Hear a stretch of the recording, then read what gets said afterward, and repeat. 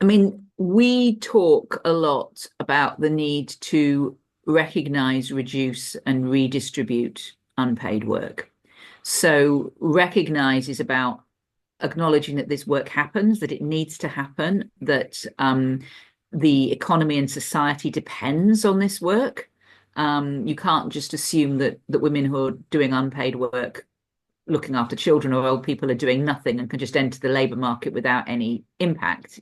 Somebody needs to do that work.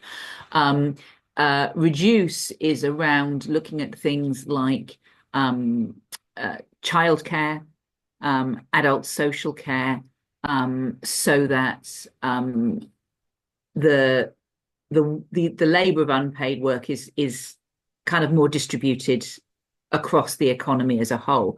And redistribute is about it's about getting men to do more. So it's about dealing with the gender gap. And there are fewer tools that the government has got to do that than the other two. But one of the things that they can do is look at leave policies. So maternity, paternity, and parental leave. So, for example, in the UK at the moment, women are entitled to a year's maternity leave. And men are only entitled to 2 weeks of paternity leave.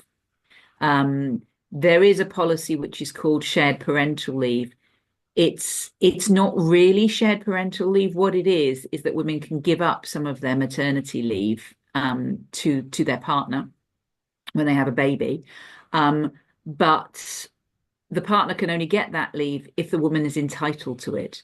So, for example, if she's not been working, say it's her second child, she's had one child, she's left paid work, she has a second child, she's not entitled to maternity leave because she's not in paid work. Maternity leave is connected with paid work, which means she has nothing to transfer to her partner.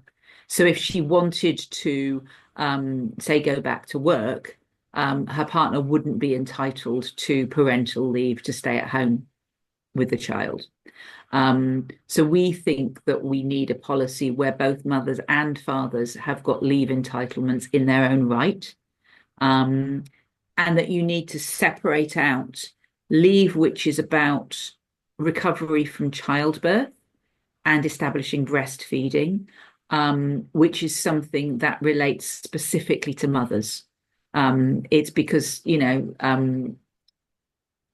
you've got the sort of physical process of pregnancy and childbirth, and then you've got the social role of parenting, and they're two different things.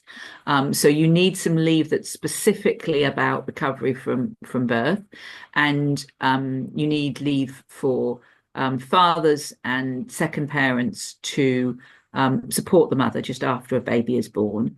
And that will be different lengths of leave because they're different roles.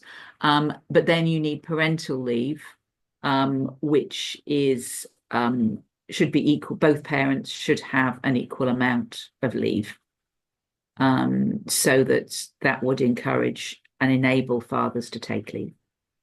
Yeah, I think so. So I think